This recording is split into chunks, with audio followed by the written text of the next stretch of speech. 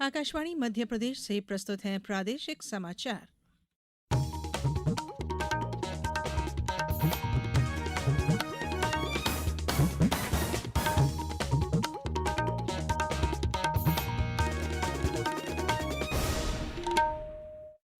नमस्कार, समाचारों के साथ मैं धारणा सचदेव।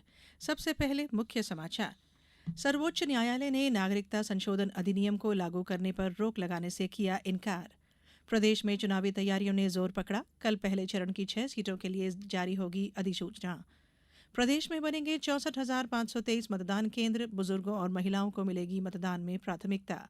और प्रदेश में आज भी कई जिलों में बेमौसम बारिश के साथ ओले और आंधी ने किया परेशान। अब समाचार विस्तार से। सर्वोच्च न्यायालय ने नागरिकता संशोधन अधिनियम सीएए को लागू करने पर रोक लगाने से मना कर दिया है।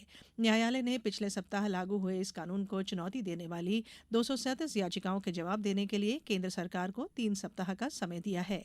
मुख्य न्यायाधीश डीवाई चंद्रचूड़, न्यायाधीश जेबी पारदीवाला और न्यायाधीश मनोज मिश्रा ने मामले की सुनवाई की। इंडियन यूनियन मुस्लिम लीग, कांग्रेस के जयराम रमेश और तृणमूल कांग्रेस की महुआ मोइत्रा सहित कई लोगों ने इस मामले में याचिकाएं दायर की हैं।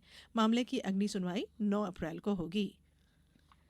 प्रदेश में लोकसभा चुनाव घोषित होते ही चुनावी तैयारियों ने जोर पकड़ लिया है। कल पहले चरण की 6 सीटों के लिए अधिसूचना जारी होगी।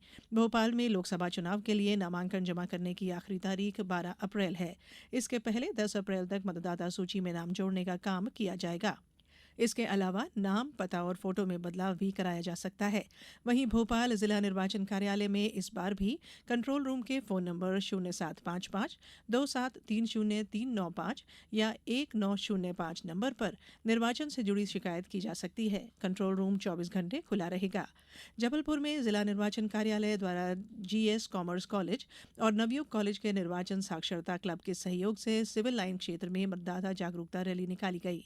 सागर में प्रशासन ने केंद्रीय पुलिस बल के साथ गड़ा कोटा नगर के विभिन्न मार्गों से फ्लैग मार्च निकालते हुए आचार संहिता का पालन करने और शांति व्यवस्था बनाए रखने की अपील की।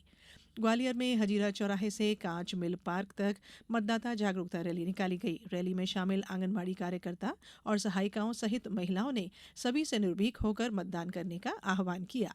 शिवपुरी जिले में स्थित विधानसभा क्षेत्र करेरा, पोहरी, शिवपुरी, पिछौर और कोलारस में आदर्श आचरण संहिता का पालन सुनिश्चित करने और निर्वाचन व्यय के अनुवीक्षण करने के लिए विधानसभावार स्टैटिक सर्विलांस टीम एसएसटी का गठन किया गया है।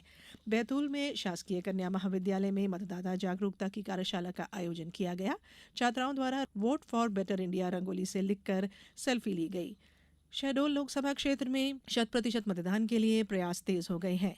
वोटर टर्नआउट के लिए योजना तैयार की गई है। शहडोल जोन के एडीजी डीसी सागर ने जिला निर्वाचन अधिकारी और पुलिस अधीक्षक के साथ बैठकर इस पर विचार विमर्श किया है। नर्मदापुरम जिले में स्वीप गतिविधियां शुरू कर दी गई हैं।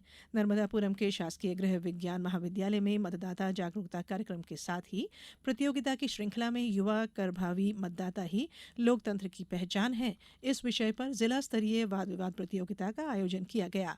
नीमच जिले के ग्राम पंचायत दांतोली के दूरस्थ ग्राम बोरखेड़ा में मतदाता जागरूकता के लिए विभिन्न गतिविधियों का आयोजन किया गया। ग्राम बोरखेड़ा में आजीविका मिशन के महिला स्व सहायता समूहों की दीदियों को मतदान करने हेतु प्रेरित किया गया। इंदौर जिले में लोकसभा चुनाव के दौरान मतदाताओं की सुविधा के लिए मतदान केंद्रों पर मूलभूत सुविधाओं की उपलब्धता सुनिश्चित की जाएगी। इसके तहत मतदान केंद्रों पर छाया, पेयजल, पंखे आदि समुचित व्यवस्था रहेगी। दिव्यांग मतदाताओं की सुविधा के लिए रेलिंग वाले रैंप भी बनाए जाएंगे। इंदौर जिले के ग्रामीण क्षेत्रों में इन मूलभूत सुविधाओं की उपलब्धता सुनिश्चित करने के लिए जिला पंचायत सीईओ सिद्धार्थ जैन ने संबंधित अधिकारियों की बैठक ली। नई दिल्ली में चल रहे स्टार्टअप महाकुंभ में आज दूसरे दिन विभिन्न स्टार्टअप समूहों ने अपने अपने क्षेत्रों में किए गए नवाचार पर अपने विचार साझा किए। गौरतलब है कि 3 दिनों तक चलने वाला यह स्टार्टअप महाकुंभ कल नई दिल्ली के भारत मंडपम में शुरू हुआ। इस महाकुंभ में विभिन्न स्टार्टअप के अलग अलग पवेलियन बनाए गए हैं, जिसमें कई प्रकार के नवीन तकनीकी और उत्पादों का प्रदर्शन किया जा रहा है। इस महाकुंभ का उद्देश्य पूंजीपतियों और निवेशकों को भारतीय व्यापार के साथ जोड़ना है।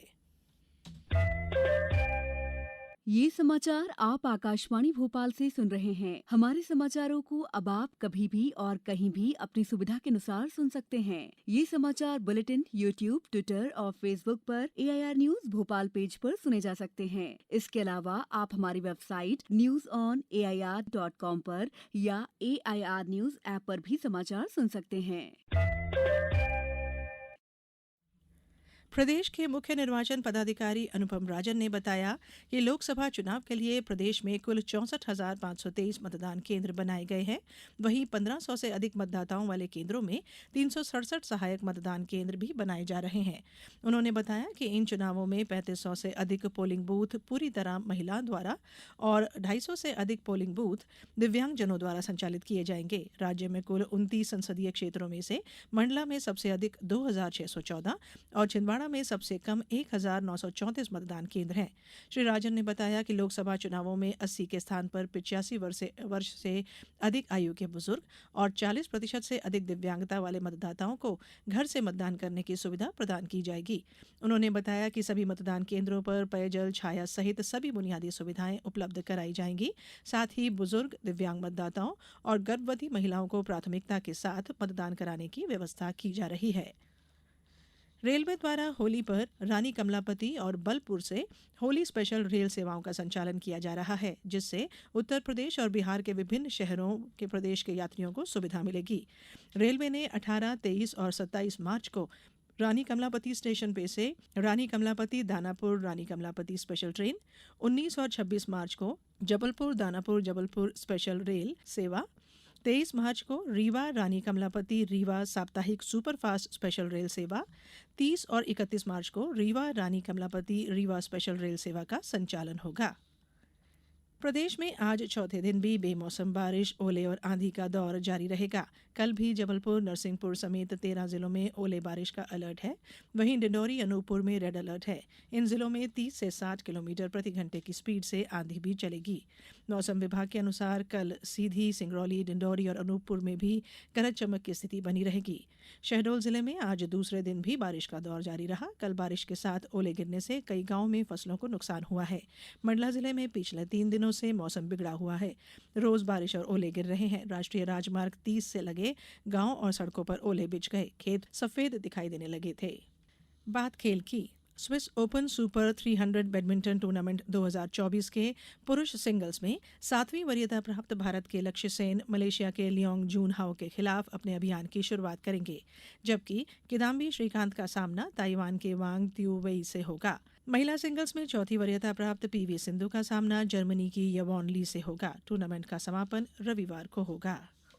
अब कुछ समाचार संक्षेप में। जबलपुर में भारतीय खान ब्यूरो के क्षेत्रीय कार्यालय द्वारा आज 1 दिवसीय कार्यशाला का आयोजन किया गया।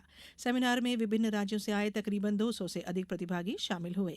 शिवपुरी में लोकसभा चुनाव के मद्देनजर आदर्श आचार संहिता प्रभावशील होने के कारण जन सुनवाई कार्यक्रम को स्थगित कर दिया गया है। झाबुआ जिले में राजस्थान मध्य प्रदेश सीमा टिमरवानी चेक पोस्ट पर 3 वाहन पर बिना ई-वे बिल के परिवहन करने पर 13 लाख का जुर्माना लगाया गया। खंडवा जिले में इंदौर लोकायुक्त पुलिस ने जनपद सदस्य को 15,000 रुपए की रिश्वत लेते हुए रंगे हाथ पकड़ा है। नर्मदापुरम जिले को कोलाहल नियंत्रण क्षेत्र साइलेंस जोन घोषित कर दिया गया है। इस दौरान लिखित अनुमति के बिना ध्वनि विस्तारक यंत्रों के उपयोग पर पूर्णतः प्रतिबंध रहेगा। और टीकमगढ़ जिले के खरगापुर थाना क्षेत्र में आज दोपहर सड़क हादसे में 2 युवकों की मौत हो गई। इस बुलेटिन में इतना ही। अनुमति दीजिए। नमस्कार।